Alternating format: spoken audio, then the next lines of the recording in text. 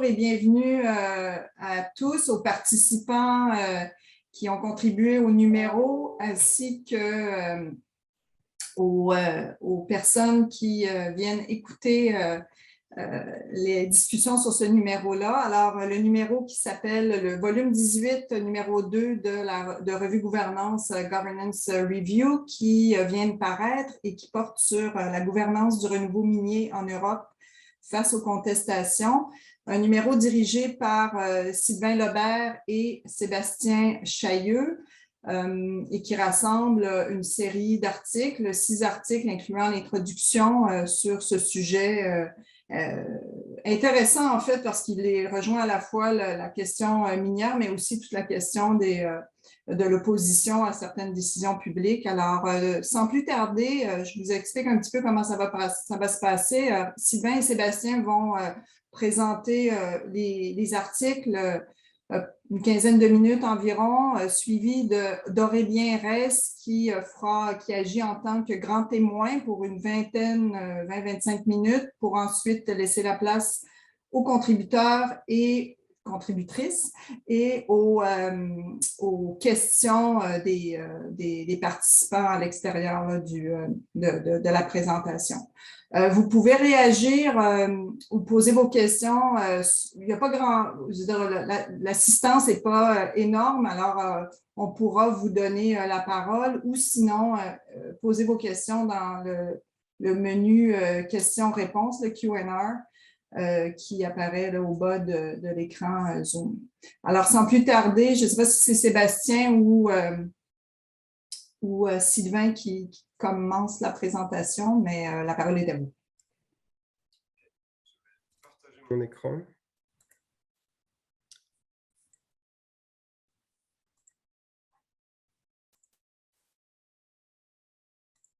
Est-ce que vous le voyez bien? Oui. Ouais. Alors, pour commencer, je vais prendre la parole. Je passerai ensuite le micro à Sébastien pour la présentation plus détaillée des contributions. Mais pour commencer, je voulais vous remercier, Nathalie et Anne, pour le suivi, l'accompagnement de l'édition de ce numéro spécial et l'organisation de ce lancement. C'est vraiment très appréciable de pouvoir valoriser ce travail dans le contexte Covid où on est tous et toutes à distance et c'est parfois un peu compliqué d'être en interaction et puis de pouvoir échanger sur ce type de publication. Et puis, je voulais aussi faire un remerciement à toutes les auteurs et autrices de ce numéro pour leur implication remarquable puisque, comme on le soulignait avant de lancer la séance, on a réussi à tenir le numéro dans les temps, ce qui n'est pas toujours gagné d'avance. Alors, je vous présente les disciplines représentées dans ce numéro. Donc, c'est aussi un numéro qui est pluridisciplinaire en sciences humaines et sociales. On a de la science politique, on a de la sociologie, de la socio-anthropologie et de la géographie. Donc, c'était aussi un des objectifs de ce numéro, faire tenir ensemble différents points de vue disciplinaires sur un même objet. Je vous présente très rapidement donc, les contributions. Donc, nous avons une première contribution qui est l'introduction générale que nous avons écrite avec Sébastien Chailleux.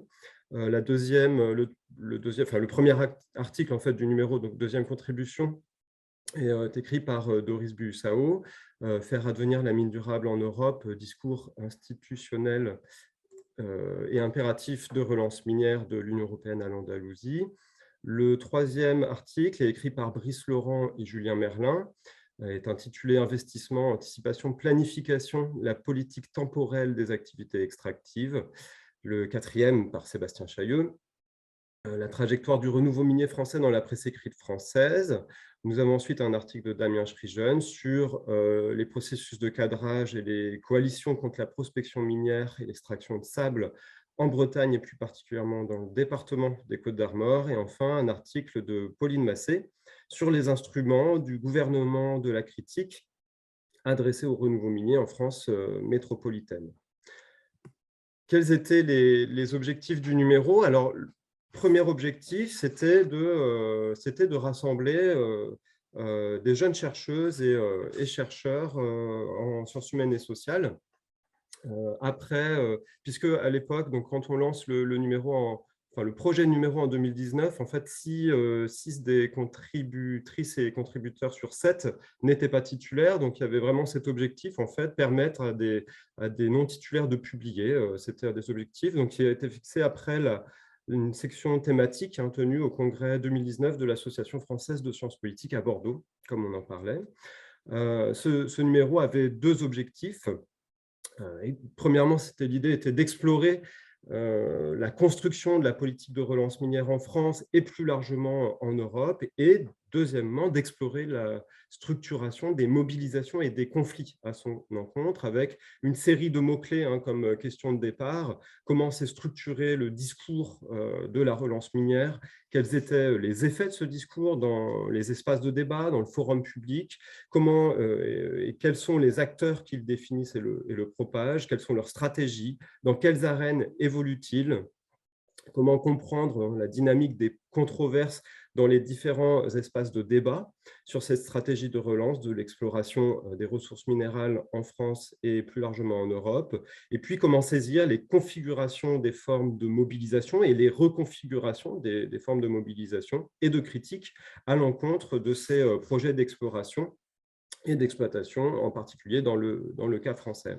Alors, ce numéro confronte principalement des répertoires discursifs et des modes de gouvernance minière tels qu'ils se sont développés en Europe et en France depuis le début des années 2000, mais plus précisément depuis le début des années 2010, la séquence dite du renouveau minier français pour ce qui est de la France, et post-2008 pour ce qui est de l'Europe, et de les confronter à des reconfigurations, donc, comme je disais, des formes de contestation, de mobilisation territorialisée qui ont été provoquées par ces nouveaux projets d'exploration qui se sont développés à partir des années 2010 en Europe et en France. Sur le plan méthodologique, la diversité des disciplines impliquées dans le numéro engage du coup par conséquent des approches diversifiées. On a des approches discursives, on a des approches néo-institutionnalistes, des approches ethnographiques, multisituées, des approches par les réseaux, par les jeux d'acteurs. On a des matériaux également qui sont diversifiés. Les auteurs et autrices mobilisent des rapports d'expertise, des programmes stratégiques, des documents de communication institutionnelle, des articles de presse, principalement de presse écrite, des éléments discursifs plus classiquement issus d'entretiens, semi-directifs ou ethnographiques, mais aussi donc des éléments d'observation in situ, de réunions, d'assemblées générales, etc. Et puis, divers terrains aussi et échelles sont mobilisés. On a de l'échelle locale, régionale, nationale, mais aussi européenne. On a plusieurs arènes explorées, des arènes politiques, des arènes médiatiques, des arènes industrielles, expertes, mais aussi militantes. Et puis, donc, le numéro parle d'Europe, mais alors, c'est plus l'Europe au sens géographique, puisqu'on n'explore pas vraiment les institutions européennes, c'est plus pour situer cette séquence de relance du réinvestissement du sous-sol, puisque en dehors de l'Europe, on est loin d'avoir arrêté l'extraction des ressources. Au contraire, on est plutôt dans une expansion depuis les années 80 des industries extractives d'un point de vue global, mais dans le cas européen, on avait eu un ralentissement du développement de ces activités et même un arrêt pour la France métropolitaine. Donc, on est dans un contexte de relance qui est plutôt caractéristique de l'Europe et de la France et de l'Espagne, en l'occurrence, pour ce qui est de l'article de Doris Bussao. Donc, ces approches, matériaux et terrains différenciés ont tous en commun de souligner l'importance d'avoir une perspective croisée pour appréhender ce qui nous semblait être un fait social et politique complexe sur le plan technique, sur le plan des mobilisations sociales, mais aussi sur le plan des enjeux, des intérêts, des dynamiques économiques et politiques de cette stratégie de relance des réinvestissements sur le sous-sol minier européen et donc de gouvernance du renouveau minier européen, de ces contestations. Et puis, la nécessité d'une perspective croisée pour appréhender ces diverses arènes de débat, d'expertise et les échelles de territoire interdépendantes et multiscalaires, européennes, nationales, mais aussi locales. Je présente l'introduction générale et ensuite je vais passer la parole à Sébastien. Donc, cette introduction expose 4 éléments constitutifs de cette relance minière européenne et qui nous semble traverser les contributions de ce numéro spécial. D'abord, cette stratégie de relance répond à un impératif stratégique de relocalisation. L'ambition de la Commission européenne et des États membres est de sécuriser et relocaliser les approvisionnements en matières premières minérales stratégiques pour une question de souveraineté économique, énergétique et industrielle. Le deuxième élément est l'impératif stratégique de la relance, c'est-à-dire qu'il faut répondre aux besoins des transitions énergétiques et numériques qui sont au cœur des agendas économiques et industriels des États membres de l'Europe désormais. Et puis, troisième élément constitutif de cette relance et qui traverse les articles de ce numéro spécial, c'est que cette relocalisation et cette relance sont justifiées systématiquement par un discours de l'approvisionnement responsable et durable, lequel est traduit sur le plan des référentiels, des cadres, en termes de cadrage, par le concept de mine durable, de mine verte, de mine responsable, et qui lui-même, donc c'est le quatrième élément, donc répond à une stratégie économique.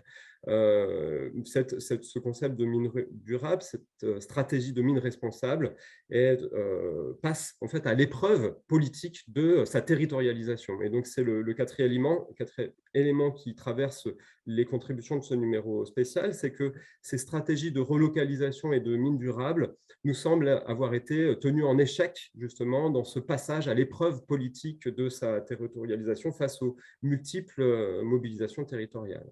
Donc l'introduction générale, elle avait pour objectif de poser ces 4 points et de poser ensuite des pistes pour comprendre les raisons de cet échec, en tout cas de cet échec apparent de cette politique dans son ambition initiale, et puis d'essayer de situer, de recontextualiser la dynamique de la relance minière et la dynamique des conflits déclenchés par cette politique, donc d'essayer de cadrer, de comprendre ce contexte général de l'épreuve critique rencontrée par le renouveau minier en France et puis par cette relance des industries extractives en Europe et puis le contexte général du discours de la mine responsable au cœur de la politique de relance minière. Alors, je vais passer la parole à Sébastien. Sébastien, est-ce que tu veux partager ton écran ou Non, écoute, tu peux simplement faire passer les diapos, merci. Alors, je vais brièvement vous faire une petite synthèse des différentes contributions et en reprenant les grandes idées déjà partagées par Sylvain, bien que je ne vais pas rendre justice à chaque article avec cette synthèse. Donc, je laisserai les contributeurs éventuellement compléter mon propos. Donc, le premier article de Doris, c'est un article donc, qui diffère notamment des autres puisqu'il s'attaque à un cas bien spécifique, celui de l'Andalousie, qui contraste, on va le voir, avec le cas français puisque l'Espagne a connu un renouveau minier beaucoup plus important que la France. Et ce que Doris essaie de montrer dans cet article-là, c'est comment s'est constitué cet énoncé de la mine durable et du renouveau minier en Europe et comment il a diffusé en Espagne et conduit à une relance de cette exploration minière. Donc une construction d'un énoncé qui se fait avant tout autour de l'alliance d'acteurs publics et privés qui vise, l'un comme l'autre, à promouvoir la relance de l'exploration. Relance de l'exploration qui passe par deux grands objectifs. D'abord, développer la politique de connaissances, donc développer des connaissances sur le sous-sol, et dans un deuxième temps, proposer une réforme de la politique des sous-sols pour favoriser l'exploitation et dépasser les critiques qui peuvent être faites à cette relance minière. Donc Doris nous montre bien comment se construit ce discours de la mine responsable et quels sont les réseaux d'acteurs finalement qui en font la promotion.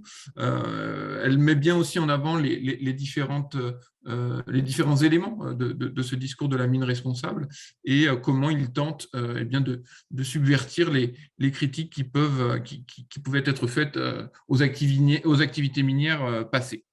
L'article suivant, c'est l'article de Brice Laurent et Julien Merlin. Cette fois-ci, donc, on arrive, on s'attaque aux cas français qui est également le terrain des autres articles. Les deux auteurs dans cet article nous montrent différentes manières de mobiliser le futur dans le cadre des activités extractives, avec trois formes principales qui sont développées dans l'article. L'investissement, qui est pour le coup une mobilisation du futur principalement utilisée par les acteurs privés autour d'un calcul coût-bénéfice des activités d'exploration. L'anticipation, qui cette fois-ci plutôt une mobilisation du futur faite par les opposants, qui au contraire vise à ouvrir l'éventail des risques possibles des activités extractives. La mobilisation du futur par la planification, qui cette fois-ci est une activité plutôt liée aux acteurs de l'État et des collectivités territoriales. Et ce que nous montrent les auteurs, c'est la tendance de l'investissement à coloniser d'une certaine manière les autres mobilisations du futur des autres acteurs. Ils montrent comment ce calcul coût-bénéfice tente d'incorporer les éléments critiques du discours d'anticipation, et notamment autour de la problématique de l'acceptabilité sociale et du risque social. Et il montre aussi comment le discours de planification est lui aussi colonisé par cette mobilisation du futur typique de l'investissement, où la planification étatique finalement vise à préparer le terrain pour les investissements privés. L'article suivant, c'est le mien sur la trajectoire du discours du renouveau minier dans la presse écrite française. Et là, tout comme l'article de Doris, il s'agit dans un premier temps de montrer comment l'énoncé du renouveau minier a été construit en France, notamment dans des espaces très confinés, des espaces principalement composés d'experts du sous-sol et des services administratifs qui sont censés délivrer les permis. Et je montre en fait comment ce discours a eu de grandes difficultés à diffuser dans la presse écrite généraliste, qui, au contraire, s'est fait l'écho des discours critiques des opposants.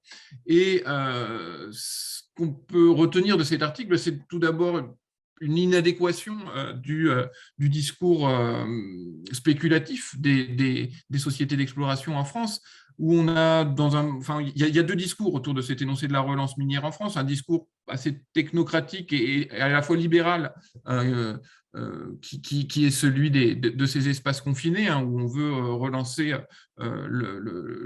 les mines, mais avant tout à travers des compagnies privées, et un discours beaucoup plus souverainiste, qui était celui d'Arnaud Montebourg, qui visait aussi à relancer les mines, mais cette fois-ci sous une forme plus étatisée. Ce que l'article montre aussi, c'est l'inconsistance du portage politique. Arnaud Montebourg a été le seul homme politique à soutenir cette relance, et dès qu'il disparaît du gouvernement, le renouveau minier tend à décliner avec lui. Et puis un dernier élément, c'est sur l'inadaptation du régime de justification experte, c'est-à-dire que les partisans de la mine ont beaucoup de mal à répondre aux critiques qui leur sont faites dans ces forums publics, et en particulier dans le forum médiatique, où on retrouve assez peu finalement de reprises de leur discours de gouvernement de la critique, qui est assez peu présent. Article suivant, c'est l'article de Damien, c'est ça, oui, Damien Schrijen, le prochain. Cette fois-ci, on rentre plutôt dans une étude de cas sur la Bretagne, avec une comparaison de deux mobilisations, une mobilisation sur un projet d'exploration à l'intérieur des terres et un projet d'exploration de granulats marins au large des Côtes d'Armor. Et ce que Damien nous montre, c'est comment se constituent deux coalitions assez différentes sur ces projets extractifs. Une coalition plus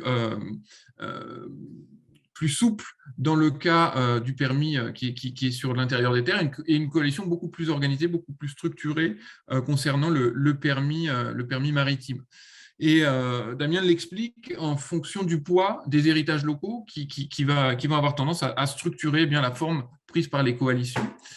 Et ce que Damien montre aussi, c'est la difficulté finalement d'avoir un discours politisé dans un cas comme dans l'autre, puisque la critique plus politique de l'extractivisme est assez peu présente dans les cas qu'il étudie. Et pour terminer, eh bien le dernier article, quant à lui, l'article de Pauline Massé, s'intéresse précisément au gouvernement de la critique par les acteurs et les promoteurs de la mine en France.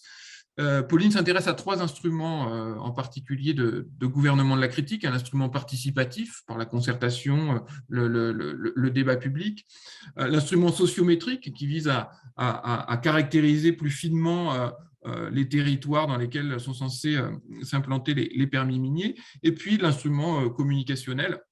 Donc, Pauline s'inspire notamment du travail fait par Cécile Topsou sur l'industrie nucléaire en France pour essayer de voir comment les promoteurs de la mine mettent en place également des instruments de gouvernement de la critique. Et Pauline conclut sur le relatif échec en fait, de ces instruments de gouvernement de la critique, puisque dans quasiment tous les cas, les partisans de la mine se heurtent à une opposition paradigmatique, en fait, et ils ont beaucoup de mal à intégrer certains éléments critiques centraux dans le discours des opposants dans leur propre discours. Et l'objectif finalement de l'article, c'est de nous montrer que, tout comme dans l'article sur la trajectoire dans la presse écrite, et c'est de nous montrer que la difficulté en fait de ces partisans de la mine à intégrer les registres critiques et à se faire entendre en fait de ces opposants. Voilà, je m'arrête ici et je laisserai donc les contributeurs préciser des éléments s'ils le souhaitent. Peut-être qu'on pourrait, Sébastien, passer à Aurélien Arès parce qu'on voit le temps filer pour qu'il ait le temps. Puis peut-être dans la discussion, les contributeurs pourront effectivement intervenir si ça vous convient. Alors, Aurélien, la parole est à vous. Écoute, merci à toutes. Merci à toutes et à tous. Et oui, je tiens sincèrement à vous remercier pour cette invitation et quelque part de me faire l'honneur de lancer cette discussion autour de ce numéro de la revenu gouvernance. Alors, celui-ci a, tel que je le conçois, 2 principaux objectifs. Le premier, qui est l'exploration de la fabrique sociopolitique de la relance minière en France et en Europe. Et un deuxième qui tient plutôt à la compréhension des raisons de l'échec de cette relance et des conflits qu'elle a engendrés. Alors, pourquoi c'est intéressant et important, à mon avis, c'est parce que tout d'abord, on s'intéresse au travers de ce numéro aux mécanismes, aux acteurs qui portent, en tout cas qui ont porté cette relance, ou alors qui ont ce souhait de relance, et que l'on peut caractériser au miroir des formes prises par les dynamiques minières du passé par 2 choses, je dirais. D'une part, c'est la place de plus en plus importante prise par les sociétés minières juniors dans les activités d'exploration. Et d'autre part, le rôle grandissant des institutions européennes à la trajectoire prise par le secteur minier. Alors, ces observations soulèvent évidemment plusieurs questions, et forcément celle de la nouvelle place des États nationaux au sein de cette nouvelle configuration, dont évidemment celle de la France, qui n'a certes rien d'un Eldorado minier, mais qui possède malgré tout de nombreux gisements susceptibles de faire l'objet d'une valorisation. Toutefois, ce n'est pas ce qui s'est passé, ou ce n'est pas ce qu'on a observé. Et la relance souhaitée s'est soldée jusqu'à présent par de nombreux échecs et qui serait, par l'hypothèse qui est posée quelque part, en tout cas par beaucoup, donc qui serait principalement le fait d'un refus des populations locales à accueillir des activités minières sur leur territoire. Alors, certes, ce n'est sans doute pas l'unique raison, et d'ailleurs, je suis heureux de lire au sein de ce numéro que, contrairement à ce qui reste parfois dans les esprits, certains de ces projets abandonnés l'ont été aussi pour d'autres raisons. Et en premier lieu, parce que les gisements en question n'étaient pas toujours forcément rentables sur le plan économique. Par conséquent, le risque social, si on peut l'appeler ainsi, n'est pas l'unique raison de tous ces échecs. Mais on demande néanmoins qu'il y participe, ou au moins dans une certaine mesure, on peut le considérer comme le cas, enfin, dans un certain cas, comme la principale, voire l'unique raison de certains échecs des projets. Donc, plusieurs apports dans ce travail de recherche. Je vais peut-être aller un peu plus vite pour gagner un peu de temps et passer plus rapidement aux questions.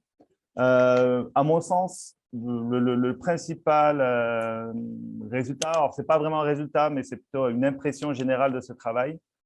Et ça tient à une sorte de constat qui est fait par l'ensemble des auteurs, et qui semble nous indiquer que nous avons en scène, dans le secteur minier en France aujourd'hui, une opposition très prononcée entre deux camps, deux visions du monde qui paraissent irréconciliables et sans cesse en confrontation.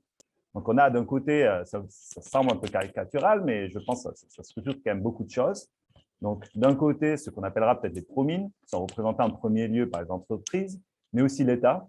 Donc, un État au sein duquel on a l'impression que les autorités ont parfois été prises un peu de court face au mouvement de mécontentement, des mécontentements qui sont ensuite traduits par la suite par des tensions au sein des ministères et des tensions qui sont à leur tour traduites par des volte-face de certains représentants politiques pour parfois des raisons qui évoquent plus des calculs entrepris pour optimiser des carrières politiques individuelles plutôt que de véritables convictions de fond, comme le décrit d'ailleurs Sébastien dans son article.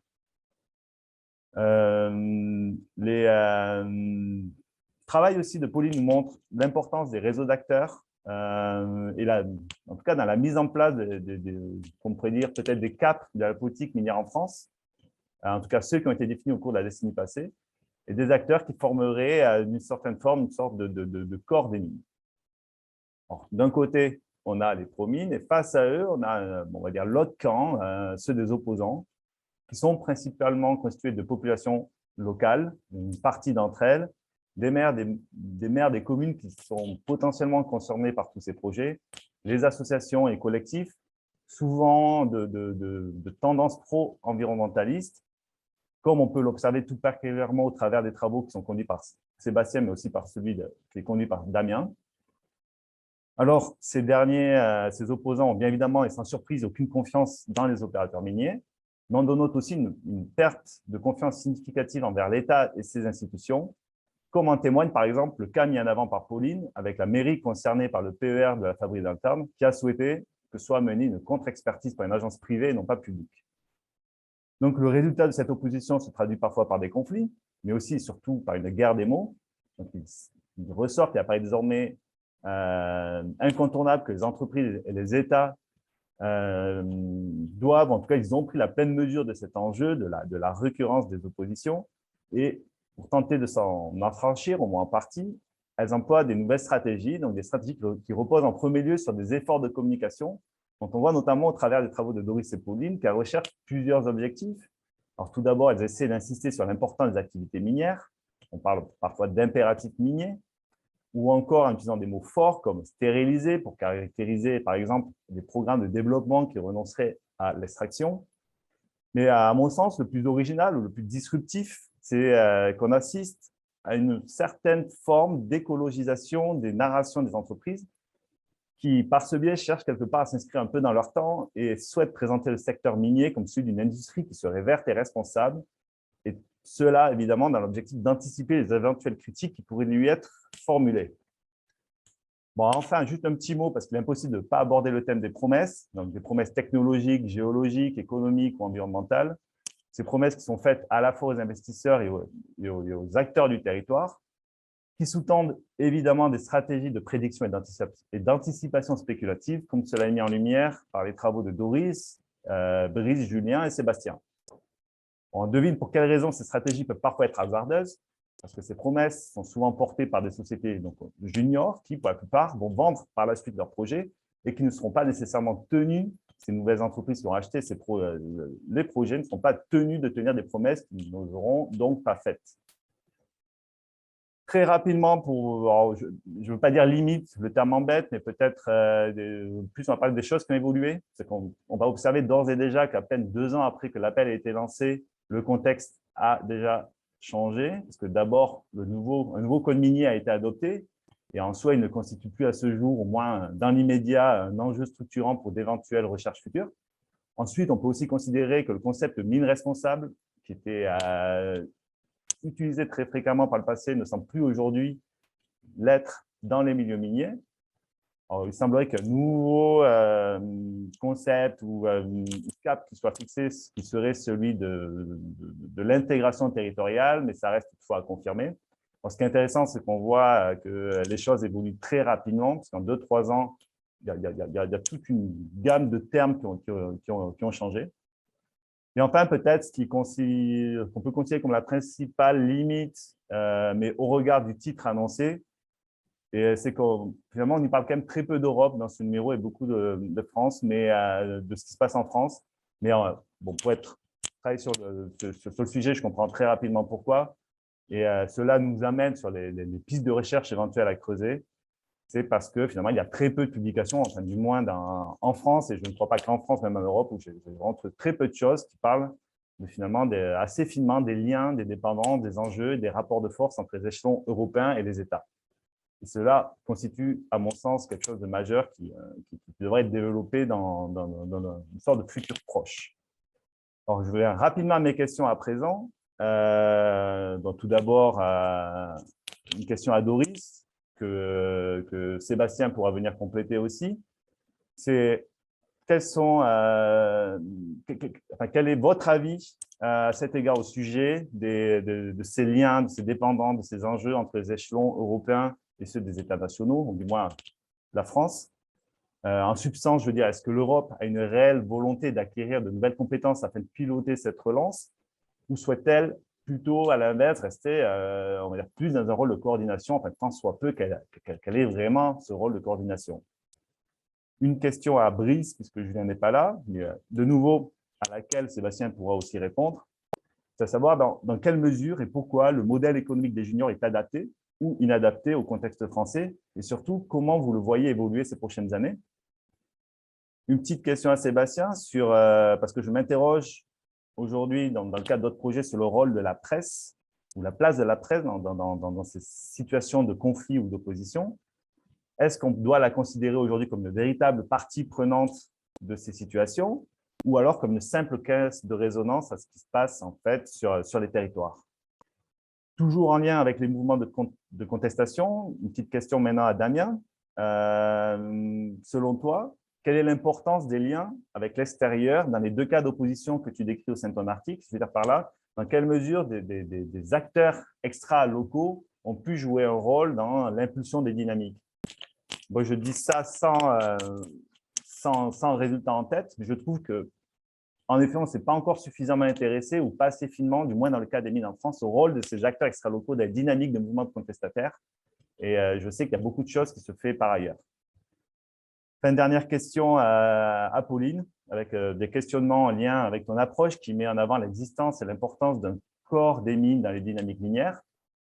Est-ce que tu sais quelle est leur présence, ou du moins leur relation avec ces deux grands acteurs du secteur que sont les grandes entreprises et les acteurs financiers des projets miniers, qui me semble qu'il apparaissent quand même beaucoup moins dans le travail que tu as réalisé? Et une autre petite question, vraiment pour ponctuer cette conversation, cette discussion. Est-ce qu'on observe cette dynamique et ce même rôle qui est joué par des corps des mines dans d'autres pays étrangers? En Suède, je pense qu'il compte.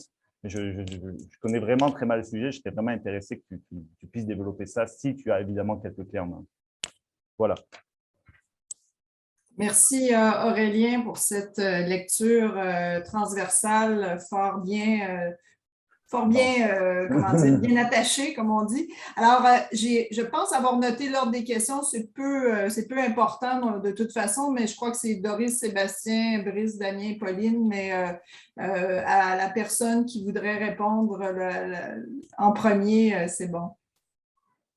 Si ça ennuie pas, Doris, j'aimerais bien répondre en premier pour des raisons tout à fait pratiques. Je ne pourrais pas rester jusqu'au bout et j'en suis désolé. Merci beaucoup, Sylvain et Sébastien, pour la présentation, et merci Aurélien pour les questions et pour les remarques. Je pense que ce qui est important dans la question sur les acteurs de l'exploration, sur les startups du secteur minier, c'est de se dire d'abord que quelles que soient les différences géographiques ou les évolutions temporelles, il y a quelque chose là qui a trait à l'investissement et qui de toute façon se voit un peu partout.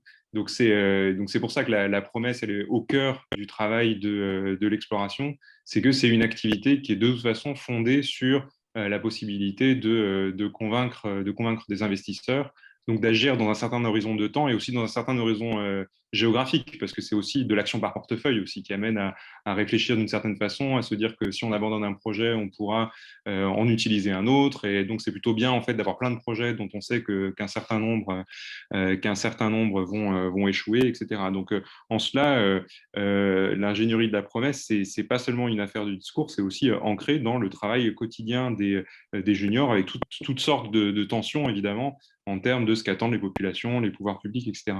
Maintenant, je pense qu'il y a deux choses qui sont intéressantes. La première, c'est la particularité du contexte français qui font que pas mal d'acteurs des juniors sont liés d'une façon ou d'une autre au BRGM, avec un côté héritage d'une grosse institution publique qui avait une tradition de prise de participation dans des projets miniers qu'elle a un peu perdu et qui finalement est vue un peu comme une frustration pour un certain nombre d'acteurs qui vont se dire, bah là, ça y est, on va maintenant créer des entreprises, vraiment exploiter le sous-sol, etc. Et puis, la deuxième remarque, c'est évolution qui montre que dans le cas français, en tout cas, le renouveau minier n'a pas eu lieu. En tout cas, peut-être qu'il aura lieu dans le futur, mais pour l'instant, il n'a pas vraiment eu lieu. C'est-à-dire les promesses des juniors ont un peu échoué à se stabiliser. Elles ont échoué à articuler leurs différents publics, leurs différentes audiences. Et peut-être que ça invite de la part de certains acteurs, notamment administratifs, à une réflexion sur la possibilité d'agir différemment sur la fabrication des futurs de l'extraction des ressources, en se disant peut-être que cette idée que l'État doit préparer le terrain pour que ensuite des acteurs privés et des investisseurs viennent le valoriser, peut-être que ça ne marche pas si bien de ça. Et peut-être qu'il y a une façon de repenser l'action publique sur la ressource. Ça, c'est quelque chose dont je vois quelques signaux, mais extrêmement faibles, plutôt d'ailleurs dans l'outre-mer que sur la métropole, mais qui sera peut-être intéressant à examiner dans le futur. Merci beaucoup. Merci, Brice, et on vous souhaite un bon voyage après. Merci beaucoup et excusez-moi de vous couper dès après. Alors, Doris, Sébastien, Damien ou Pauline, la parole est à vous. Je peux peut-être y aller pour reprendre l'ordre des questions qui ont été posées. Merci beaucoup à tous et toutes pour organiser cette rencontre de lancement, à Sébastien Sylvain pour la présentation du numéro et à Aurélien pour sa discussion. Alors, concernant cette question sur les liens entre l'échelon de l'Union européenne et des échelons plus États nationaux, voire régionaux, puisque en l'occurrence, moi, je m'intéresse plutôt à la région, l'Andalousie, qu'à l'État espagnol dans ce contexte décentralisé qui est celui de l'Espagne. Alors, je dois préciser que maintenant, je suis en Espagne, que je travaille beaucoup sur l'Andalousie et que l'Union européenne, je n'ai pas forcément approfondi les pistes que j'avais lancées dans l'article qui est paru dans le dossier. Donc, bon, est-ce que l'UE souhaite piloter cette relance? Malgré ma focalisation sur l'Andalousie, j'ai quand même peut-être quelques éléments de réponse. Je pense que le terme piloter est peut-être un peu fort, c'est-à-dire qu'il y a une influence certaine, par exemple dans la définition d'une liste de matières premières critiques qui va avoir un effet sur les opportunités d'investissement, dans l'incitation à des réformes de l'administration minière que j'analyse dans l'article, mais que je continue à voir au quotidien, dans la manière dont l'administration minière aujourd'hui se reconfigure. Mais j'ai l'impression qu'il s'agit surtout de préparer le terrain pour que des investisseurs privés qui se présentent comme pouvant concilier relance économique et adaptation au changement climatique puissent développer leurs activités un peu partout en Europe.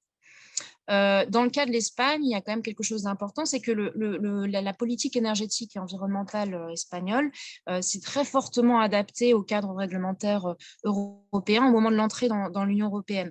Et c'est notamment le cas de la politique énergétique. Et ça, je pense que le développement très fort des énergies renouvelables en Espagne s'est fait dans ce contexte-là.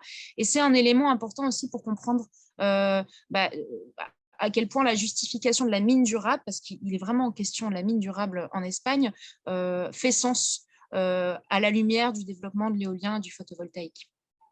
Et enfin, même si l'Union européenne ne serait pas, je ne la conçois pas comme une personne cherchant à piloter la relance minière en Espagne, elle se présente comme un espace d'opportunité à la fois institutionnel et financier très important pour les pouvoirs publics comme pour les acteurs privés en Espagne.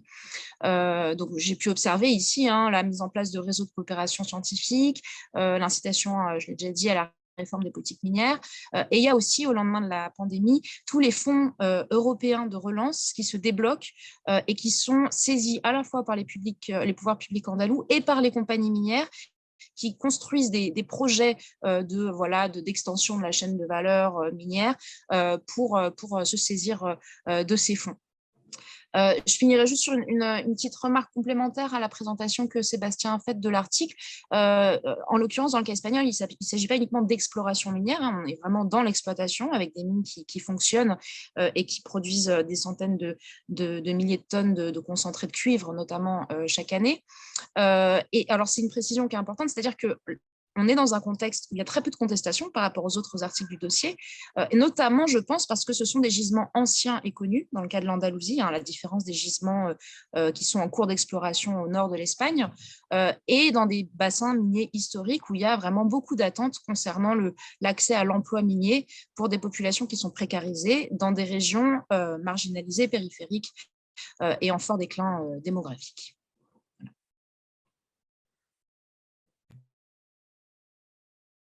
Merci. Alors, je vais peut-être juste rebondir très rapidement. Alors, sur les liens Union européenne-France, je n'ai pas beaucoup plus de choses à ajouter. Je rejoins Doris sur le fait qu'à mon avis, il ne faut pas attendre de pilotage de l'Union européenne.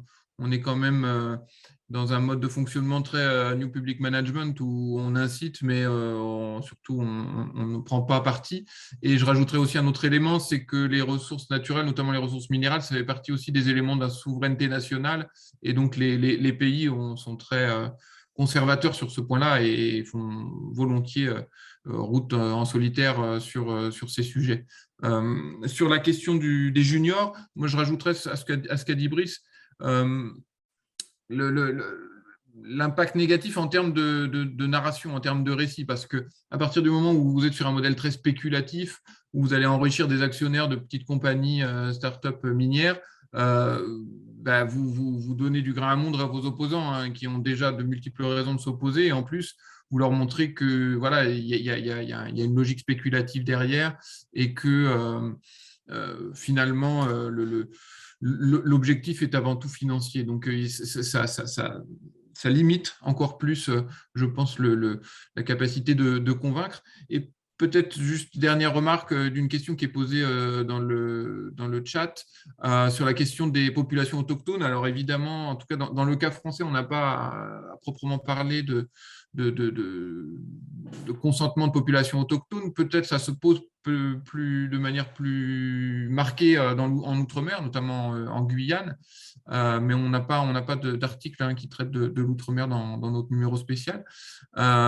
Malgré tout, il y a une tendance des compagnies minières à traiter les populations locales, notamment en Bretagne. Il y avait un petit peu une manière de traiter les populations locales comme des autochtones à part entière. Enfin, les manières de faire étaient assez proches, en tout cas, de ce qu'on peut voir dans le cas de pays dans lesquels il y a des populations autochtones au sens de Première Nation. Mais voilà, d'une certaine manière, les Bretons étaient aussi traités par certaines compagnies minières comme des Premières Nations qu'il faudrait venir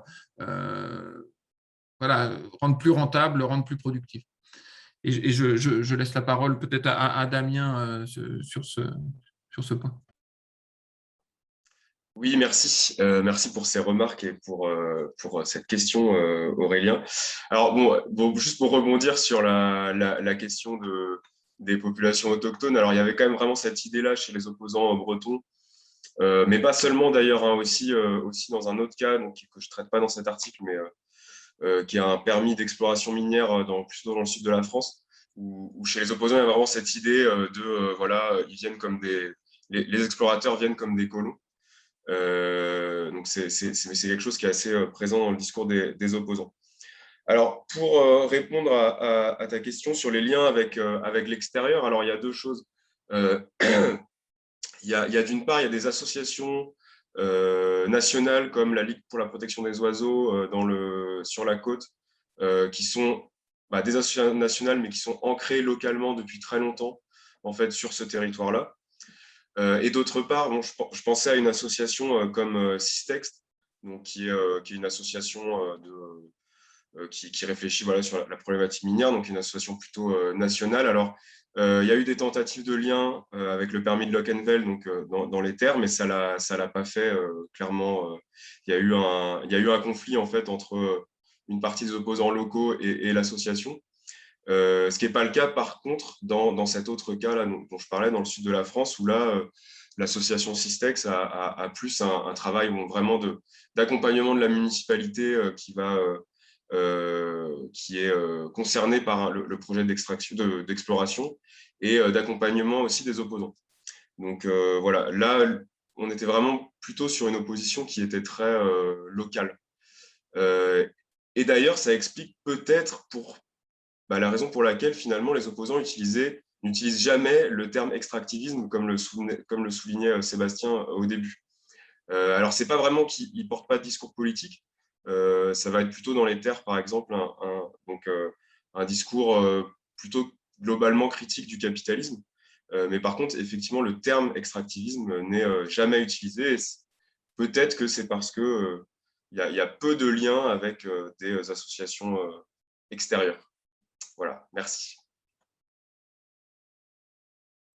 Merci Damien. Il reste Pauline, puis on voit que Yann Fourniss a une question.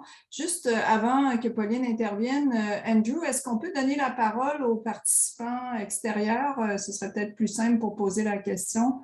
On va laisser aller Pauline, puis ensuite peut-être Yann, si vous voulez exprimer votre question, ce sera peut-être plus simple pour la comprendre. Merci. Oui, merci beaucoup pour les questions.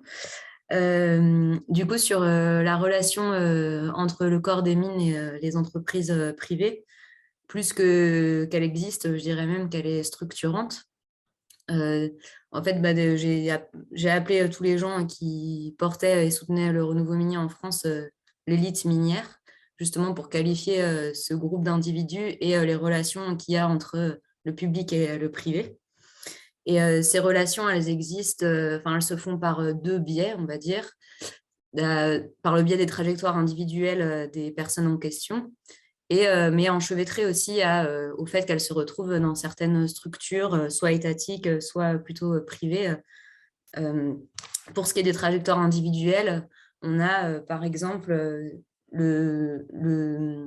les membres du corps des mines qui ont des trajectoires professionnelles qui vont osciller entre le public et le privé, donc ils vont commencer leur carrière dans des DREAL ou des administrations centrales, et ensuite partir quelques années pour travailler pour des compagnies minières, et ensuite revenir travailler au sein de l'État.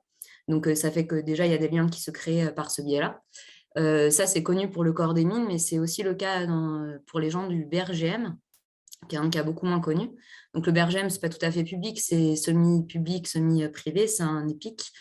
Mais de même, là, on observe des gens qui vont travailler au BRGM un moment, partir beaucoup en mission à l'étranger, travailler avec des entreprises privées et ensuite revenir au BRGM. Et le renouveau minier est grandement lié notamment au fait que deux membres du BRGM aient quitté le BRGM en ayant connaissance de toute la cartographie du sous-sol métropolitain pour ensuite savoir où aller déposer des permis. Donc, l'entreprise à risque en mine. C'était. Donc voilà, des liens, des trajectoires individuelles qui font le lien entre public et privé. Et aussi, dans le cas des structures, je ne vais pas toutes les développer, mais il y en a eu pas mal qui se sont créées dans le cadre du renouveau minier, déjà à l'échelle de l'État, qui rassemblait les entreprises privées, les hauts fonctionnaires et aussi des universitaires pour réfléchir sur comment est-ce qu'on va mettre en place cette politique de renouveau minier. Et j'ai donné l'exemple plus précis d'une société savante, qui pour le coup, elle est une structure privée, qui est la CIM, la Société de l'Industrie Minérale, qui est donc une société savante qui a été créée, je crois, en 1859 par l'ancien directeur de l'école des mines de Saint-Étienne, et qui rassemble depuis toujours à la fois des hauts fonctionnaires, des gens des entreprises, des personnes des entreprises, et aussi des universitaires, et notamment donc, à la fois dans le conseil d'administration, mais aussi tous les ans lors du congrès annuel. Donc, il y a beaucoup de rencontres qui se font par ce biais-là. Et la CIM, par exemple, est présidée depuis toujours par soit des gens du BRGM, souvent les présidents du BRGM, ou alors par des ingénieurs du corps des mines. Donc voilà, enfin, je m'arrête là-dessus, je pense que c'est clair. Et pour ce qui est si, est-ce que c'est une exception française, le fait que l'omniprésence du corps des mines, j'en sais rien, c'est pas du tout quelque chose que j'ai étudié. J'ai l'impression que quand même c'est assez particulier, enfin assez contextuel, assez lié au contexte français, cette omniprésence d'un corps qui dirige et encadre cette activité-là. Et en Suède, c'est probable aussi, je sais que quand j'avais fait des recherches sur les débuts du corps des mines, je crois que justement, ils se sont inspirés de la Suède et des ingénieurs suédois qui avaient à l'époque. Je crois que c'est là-bas qu'il y a eu la première école des mines en Suède. Mais voilà, je peux m'en dire plus là-dessus. Merci à tous. Merci à tous. Alors, on a la question de Yann Fournis. Andrew, can we open the mics? Or... Andrew, ah. Yann, je ne sais pas si vous avez... Bon. Je vais tenter de... Ah oui, Yann, c'est bon.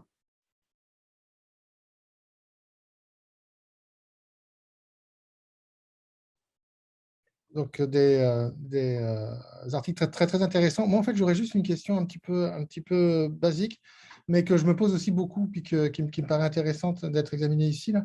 On s'intéresse beaucoup à l'économie, puis le rapport entre l'économie et les territoires, notamment donc, au Canada. Puis il y a une vieille question qu'on me pose toujours, puis que je me pose toujours, c'est est-ce que l'analyse des politiques publiques permet d'apprendre quelque chose de nouveau sur l'économie politique, pour aller très très vite. On peut le dire autrement, donc pour poser la question de manière un peu pratique, quand on parle d'échec de la politique minière, c'est l'échec d'une politique minière en l'occurrence, ou c'est un échec économique? Ça rappelle un petit peu tous les débats sur les grands projets énergétiques, les débats américains, qui rappelaient que finalement, la principale variable qui explique l'échec des projets, c'est d'abord la variable économique, bien avant les variables politiques. Donc, finalement, la question, est-ce que, à l'issue de toutes ces visions un petit peu fines sur l'analyse des politiques publiques, est-ce qu'on a une réponse qui nous permettrait de répondre aux Américains? Voilà. Merci. Alors, je ne sais pas si Sylvain veut répondre. Moi, je peux peut-être faire un premier élément de réponse, mais je vois que de toute façon, il va falloir être très, très succinct. Moi, je pense que forcément, la responsabilité est partagée, mais je pense quand même qu'il y a une responsabilité de l'échec politique à cause du manque de portage politique, notamment pour dépasser les oppositions locales, puisque finalement, c'est l'État qui force certaines compagnies à abandonner leur permis, même si, on l'a dit, hein, toutes les oppositions, tous les échecs ne sont pas liés uniquement à l'opposition des populations, mais dans un certain nombre de cas, et notamment dans certains cas qui étaient plus des permis qui avaient a priori un potentiel, c'est l'État qui force la main de l'industriel pour laisser tomber. Et on le retrouve ça aussi sur Montagne d'Or en Guyane, hein, qui est quand même un projet d'une ampleur plus importante, où c'est l'État qui vient poser des contraintes supplémentaires à l'industriel et qui rendent son projet alors soit plus rentable, soit plus complexe en termes de respect des normes environnementales. Et c'est là que l'analyse des politiques publiques joue un rôle aussi, c'est en montrant que on n'est plus dans un monde où une activité économique a juste à démontrer sa profitabilité pour exister, mais désormais, il y a cette importance de prendre en considération aussi des contraintes qui sont imposées par les États, et c'est là que voilà, on trouve un apport de l'analyse des politiques publiques. En tout cas, voilà, en quelques mots, ce que je peux répondre à cette question. Je ne sais pas si Sylvain, tu veux compléter rapidement. Très rapidement. Juste pour faire un peu de promotion aussi, un certain nombre des questions soulevées par Aurélien et par par l'auditoire se retrouvent dans en fait, ce numéro spécial. Il a été l'acte de naissance aussi d'un ouvrage collectif qui va paraître en 2022 et qui rassemble un peu plus de contributions. On est une vingtaine spécifiquement sur le cas français. Donc voilà, juste pour faire ce petit point de promotion. Non, je voulais juste réagir très très rapidement sur cette question des politiques publiques. C'est clair pour le. Alors, je pourrais peut-être Doris aurait des compléments puisque l'Espagne est un État fédéral et donc bien plus décentralisé, mais la France c'est un des États les plus centralisés d'Europe avec du coup une politique publique historiquement plutôt ascendante et des pouvoirs locaux qui sont extrêmement faibles. Donc ça vient aussi répondre à la question de cette obligation que vous avez au Canada de tenir compte des avis des populations locales. En fait, en France, jusqu'à la réforme récente là, du Code minier, les populations locales en fait, arrivent en bout de ligne de toute la procédure. Donc, toute cette prise en compte du pouvoir local, historiquement en France, elle est très faible. D'abord parce que les pouvoirs locaux sont faibles, sont des pouvoirs faibles. Ils n'ont pas de légitimité à part la commune, la municipalité, mais qui n'a pas de pouvoir budgétaire face à l'État et les régions, n'en parlons pas, c'est pas le cas, on n'est pas au niveau des provinces canadiennes. Enfin, donc, on a cette situation où de toute façon en France, la politique est très centraliste, très centralisée et elle correspond aussi à un niveau techno-centraliste au niveau des industries qui opèrent sur le territoire national. Voilà, donc c'est juste un petit point, mais cette entrée par la politique publique, elle éclaire évidemment une économie politique de ressources en France, puisque on a cette interdépendance, excusez-moi, c'est mon téléphone qui sonne, on a cette interdépendance entre une infrastructure industrielle et une infrastructure publique qui se correspondent d'un point de vue du centralisme. Voilà, et je vois que Pauline a levé la main, et puis il y avait aussi une question d'Antoine, je ne vais pas plus accaparer la parole. Oui, je voulais juste rajouter un point là-dessus aussi sur les raisons qui expliquent l'échec du renouveau minier. En tout cas, moi, ce qui était ressorti dans mes entretiens aussi, c'est le fait qu'en 2011, l'État pose la question aux entreprises par le biais du Comité pour les métaux stratégiques sur est-ce que vous rencontrez des problèmes d'approvisionnement? Et les entreprises répondent non. Et du coup, en fait, c'est-à-dire qu'il n'y a pas de réelle urgence à rouvrir des mines en France puisque les entreprises continuent à réussir à s'approvisionner à l'étranger par d'autres réseaux. Et sûrement que cette urgence-là, elle va venir, enfin, on le voit, elle est en train de venir même, mais en tout cas, à l'époque, je pense que ça explique aussi le manque de volonté politique, c'est que les élus se rendent compte qu'il n'y a pas du tout d'urgence pour les entreprises à ce qui est de nouveau, à la création de nouveaux réseaux d'approvisionnement. Et ce qui est un truc d'ailleurs assez généralisé en France, c'est des géographes qui montrent que depuis 1830, la France, c'est un des rares États dans le monde qui a réussi à s'intégrer aussi bien au système capitaliste, tout en s'approvisionnant toujours, en ayant une balance en matières premières négative. Donc en fait, en n'exploitant jamais sur son propre territoire ce dont elle a besoin pour subvenir à ses besoins. Enfin, voilà, je voulais juste ajouter ça. Ok, merci Pauline. Si vous voulez dire 2 mots pour répondre à Antoine qui se cache, je pense, derrière Police. Donc, sur des exemples de territorialisation réussie, pour tous, on risque d'être coupé assez abruptement. Donc, je vous laisse apporter des éléments de réponse rapides avant de conclure. Alors, très rapidement, territorialisation, de mon point de vue, c'est comment on réussit à s'adapter aux héritages d'un territoire et aussi à ses besoins. Donc, s'adapter aux héritages, c'est donc faire avec l'existant, aussi bien en termes d'infrastructure que d'histoire militante, d'histoire politique locale, et puis aussi aux besoins et aux planifications locales. Je pense qu'Aurélien même aurait des choses à dire là-dessus, puisqu'il contribue dans l'ouvrage dont tu as parlé, Sylvain, à éclairer un petit peu ce processus de territorialisation et l'échec de territorialisation de projets. Alors malheureusement, je ne vais pas avoir beaucoup de territorialisation réussie parce qu'en fait, il y a une espèce de pattern là à partir du moment où on a des projets descendants, des projets top-down, la territorialisation est souvent minimaliste et arrive en bout de course. Et donc, la prise en compte des héritages locaux et des traditions locales et des manières de faire locales est compliquée. C'est peut-être moins vrai à partir du moment justement où on a des projets plutôt bottom-up, plutôt ascendants, ou alors en termes d'énergie, par exemple, ça va être tout ce qui est communauté énergétique ou ce genre de choses, où là, on part des héritages locaux pour construire un projet, ce qui est rarement le cas des projets miniers, même si on pourrait arguer que oui, la géologie fait que le territoire, enfin, c'est lié au territoire, donc c'est une forme aussi de prise en compte de l'héritage local, mais bon, il faut aussi inclure ce qui se passe à la surface. Je ne sais pas si Sylvain, tu veux compléter ou Aurélien. je peux rapidement, mais juste rajouter deux, trois choses.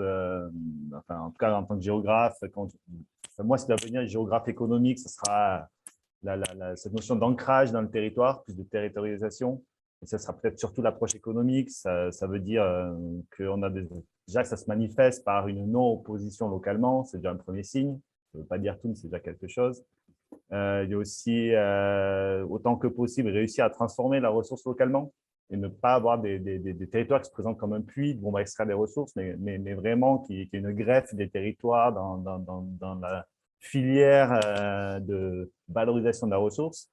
Ce que cela signifie des emplois aussi qui profitent localement, directs, indirects ou induits. Et bon, voilà, ça c'est juste très rapidement dire sur le plan économique, mais vraiment pour ajouter ce qu'a dit Sébastien. Et puis évidemment, aujourd'hui, par des non-destructions sur l'environnement local, l'environnement naturel, ou du moins extrêmement limité, pour un point de vue un peu plus pratique, un petit peu moins sociopolitique. Si je peux juste rajouter un petit point par rapport à cette question de la territorialisation, je pense qu'elle est aussi très liée à la question de la temporalité minière. Et encore une fois, le fait qu'il y ait une culture minière localement, avec une attente en termes d'emploi minier qui ne sont pas seulement des attentes économiques, mais aussi des attentes de tout un savoir-faire valorisé, de la connaissance des machines, de la géologie locale, favorise la réception de ces projets, quand bien même ils sont proposés par le haut, même s'ils ne partent pas du bas. Et ça, c'est quelque chose que j'observe beaucoup en Andalousie.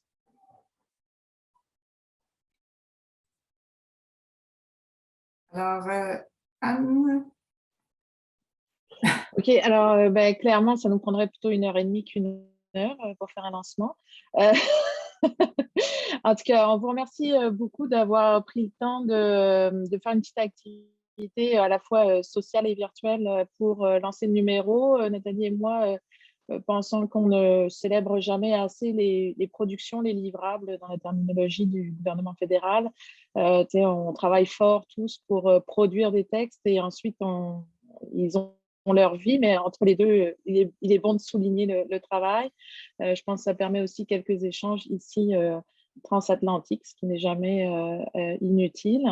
D'autre part, on vous invite d'abord à consulter les articles évidemment du numéro et plus généralement la revue, donc, qui accueille des numéros spéciaux, mais aussi des articles individuels, donc 2 fois par an. Et comme vous le savez, ces articles-là sont en accès libre, alors donc vous êtes bienvenus à les distribuer à l'ensemble de la planète et en lectorat divers et variés. C'est aussi une des raisons pour lesquelles on est attaché à cette revue. C'est que la connaissance peut circuler assez librement, ce qui n'est pas tellement le cas dans notre système académique. Alors, on vous remercie tous d'avoir pris le temps ce matin ou cet après-midi pour vous, les Européens. Et puis, on a bien hâte de vous voir en vrai dans d'autres occasions, au détour de la FSP ou d'autres colloques, par exemple. Alors, merci beaucoup à tous, merci aux participants, puis bonne journée pour les Nord-Américains et puis bonne fin de journée pour les autres.